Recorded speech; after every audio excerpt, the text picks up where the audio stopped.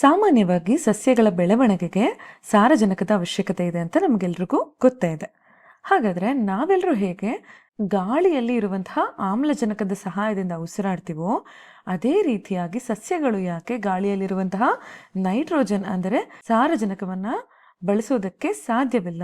ಸಾಮಾನ್ಯವಾಗಿ ನಮಗೆ ಗೊತ್ತೇ ಇದೆ, ನಮ್ಮ ಸುತ್ತ ಇರುವಂತಹ ಗಾಳಿಯಲ್ಲಿ 78ರಷ್ಟು ಭಾಗ ಸಾರಜನಕವನ್ನ ಹೊಂದಿರುತ್ತೆ. ಹೀಗಿದ್ರೂ ಕೂಡ ರೈತರು ಗೊಬ್ಬರವನ್ನ ಹೊರಗಡೆಯಿಂದ ತಂದು ಮಣ್ಣಿಗೆ ಸೇರಿಸ್ತಾರೆ. ಇವೆಲ್ಲವೂ ಯಾಕಾಗತ್ತೆ ಅಂತಂದ್ರೆ, ಸಸ್ಯಗಳು ಗಾಳಿಯಲ್ಲಿರುವಂತಹ ಸಾರಜನಕವನ್ನ ನೇರವಾಗಿ ಬಳಸೋದಕ್ಕೆ ಸಾಧ್ಯ ಇಲ್ಲ. ಹೌದಾ? ಹಾಗಾದ್ರೆ ಈ ಸಸ್ಯಗಳು ಸಾರಜನಕಕ್ಕಾಗಿ ಏನ್ ಮಾಡ್ತವೆ? ಹಾಗಾದ್ರೆ ಅವುಗಳು ಸಾರಜನಕವಿಲ್ಲದೆ ಸಾಯಿತ್ವಾ ಅನ್ನೋ ನಿಮ್ಮ ಪ್ರಶ್ನೆಗೆ ಪ್ರಕೃತಿಯೇ ಉತ್ತರ ಕೊಟ್ಟಿದೆ. ಅಂದ್ರೆ ನಮ್ಮ ಪ್ರಕೃತಿ ಇದಕ್ಕೆ ಒಂದು ಅದ್ಭುತವಾದ ಪರಿಹಾರವನ್ನ ಕಂಡುಹಿಡಿದಿದೆ. ಅದ್ ಯಾವ ಕ್ರಿಯೆಯಪ್ಪ ಅಂತಂದ್ರೆ ಸಾರಜನಕ ಸ್ಥಿರೀಕರಣ, ಅಂದ್ರೆ ನೈಟ್ರೋಜನ್ ಫಿಕ್ಸೇಷನ್ ಅಂತ ಕರಿತೀವಿ. ಈ ನೈಟ್ರೋಜನ್ ಫಿಕ್ಸೇಷನ್ ಅಂದ್ರೆ ಸಾರಜನಕ ಸ್ಥಿರೀಕರಣ ಅಂದ್ರೆ ಏನು ನೋಡ್ತಾ ಹೋಗೋಣ. ಸಸ್ಯಗಳು ಮತ್ತೆ ಪ್ರಾಣಿಗಳು ಬದುಕೋದಕ್ಕೆ ಈ ಸಾರಜನಕದ ಅವಶ್ಯಕತೆ ಇದೆ. ಯಾಕಂದ್ರೆ ಈ ಸಾರಜನಕ ಕ್ಲೋರೋಫಿಲ್, ಪ್ರೋಟೀನ್ ಮತ್ತು DNA ನಿರ್ಮಾಣಕ್ಕೆ ಸಹಾಯ ಮಾಡ್ತವೆ. ನಿಮಗ್ ಗೊತ್ತೇ ಇದೆ, ಕ್ಲೋರೋಫಿಲ್ ಫೋಟೋಸಿಂಥಸಿಸ್ಗೆ ಅಗತ್ಯವಾಗಿ ಬೇಕಾಗುತ್ತೆ. ಅಂದ್ರೆ ಸಸ್ಯಗಳು ಸೂರ್ಯನ ಬೆಳಕಿನಿಂದ ಆಹಾರ ತಯಾರಿಸುವ ಪ್ರಕ್ರಿಯೆ ಅಂತ ಹೇಳಬಹುದು. ಹಾಗಾಗಿ ಆ ಪ್ರಕ್ರಿಯೆಗೆ ಕ್ಲೋರೋಫಿಲ್ ಅವಶ್ಯಕತೆ ಇದೆ. ನಂತರ DNA ಪ್ರತಿಯೊಂದು ಕೋಶದಲ್ಲೂ ಇರುವಂತಹ ವಿಶೇಷ ಸೂಚನೆಗಳ ಸಮೂಹ.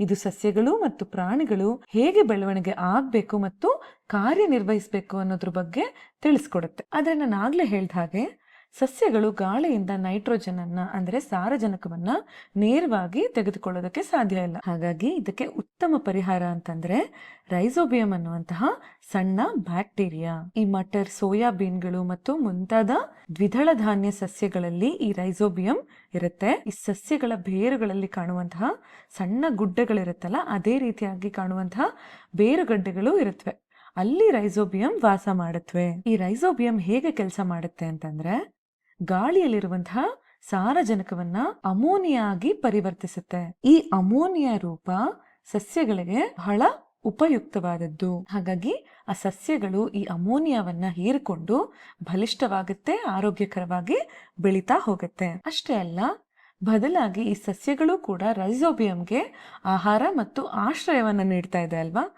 ಹಾಗಾಗಿ ಇವೆರಡೂ ಅಂದ್ರೆ ಸಸ್ಯಗಳು ಹಾಗೂ ರೈಸೋಬಿಯಂ ಪರಸ್ಪರ ಲಾಭದ ಸಂಬಂಧದಲ್ಲಿದ್ದಾವೆ ಅಂತ ಹೇಳ್ಬೋದು. ಸರಿ, ಬೇರುಗಡ್ಡೆಗಳು ಇಲ್ಲದಂತಹ ಸಸ್ಯಗಳು ಕೂಡ ಇರ್ತವೆ. ಆ ಸಸ್ಯಗಳ ಕಥೆ ಏನು? ಆ ಸಸ್ಯಗಳಿಗೆ ಪ್ರಕೃತಿ ಇನ್ನೊಂದು ಪರಿಹಾರವೊಂದನ್ನ ತಂದುಕೊಟ್ಟಿದೆ. ಅದೇ ಮಿಂಚಿನ ಹೊಳಪುಗಳು, ಅಂದ್ರೆ ಲೈಟ್ನಿಂಗ್ ಅಂತ ಕರಿತೀವಿ. ಮಿಂಚು ಕೂಡ ಸಾರಜನಕದ ಸ್ಥಿರೀಕರಣವನ್ನ ಮಾಡತ್ವೆ. ಹೇಗೆ ಅಂದ್ರೆ, ಈ ಮಿಂಚಿನ ತೀವ್ರ ಶಕ್ತಿಯಿಂದ ಸಾರಜನಕ ಆಮ್ಲಜನಕದೊಂದಿಗೆ ಸೇರಿ ಸಾರಜನಕ ಸಂಯುಕ್ತಗಳನ್ನ ರಚಿಸ್ತಾ ಹೋಗ್ತವೆ. ಈ ಮಳೆ ಬಂದಾಗ ಈ ಎಲ್ಲಾ ಸಂಯುಕ್ತಗಳು ಮಳೆಯ ಹನಿಗಳಲ್ಲಿ ಕರಗಿ ಮಣ್ಣಿಗೆ ಸೇರ್ತಾ ಹೋಗ್ತವೆ ಅಲ್ವಾ. ಆಗ ಸಸ್ಯಗಳ ಬೇರುಗಳು ಅವುಗಳನ್ನ ಹಿಡಿದುಕೊಂಡು ಅದರಲ್ಲಿರುವಂತಹ ಸಾರಜನಕವನ್ನ ಉಪಯೋಗಿಸ್ತವೆ. ಹೀಗಾಗಿ ರೈಸೋಬಿಯಂ ಮತ್ತು ಮಿಂಚಿನ ಸಹಾಯದಿಂದ ಸಸ್ಯಗಳು ಬೆಳೆಯಲು ಅಗತ್ಯವಾದ ಸಾರಜನಕವನ್ನ ಪಡಿತಾ ಹೋಗ್ತವೆ. ಅದಕ್ಕೆ ನಾನು ಆಗ್ಲೇ ಹೇಳಿದ್ದು, ಈ ನೈಟ್ರೋಜನ್ ಸ್ಥಿರೀಕರಣ ಅಂದ್ರೆ ಸಾರಜನಕದ ಸ್ಥಿರೀಕರಣ ಪ್ರಕೃತಿಯ ಅದ್ಭುತ ಒಂದು ಪರಿಹಾರವಾಗಿದೆ ಅಂತ. ಇಷ್ಟು ಮಾತ್ರ ಅಲ್ಲ,